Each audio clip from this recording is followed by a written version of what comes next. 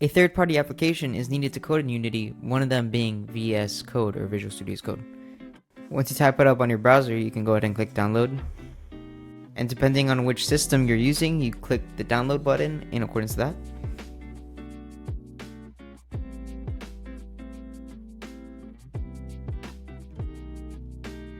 Hit agree and find a place to put it. For me, I'm going to move it to another place.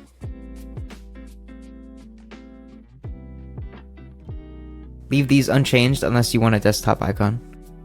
This is an overview of your options, and you can just click install and launch it. As you can see, it's going to open up, but it won't be the same for you. This is a project that I've been working on in HTML. This is what might be shown to you. And with that, you're done, unless you want to install one of the extensions. On the left, on the extensions tab, you can find a variety of kits that'll help you code, including but not limited to C# and the C# dev kit. This is the color theme that I use, and it would also be helpful to install the Unity extension. Just search the extensions on the top, and you can find it out of a list of many things.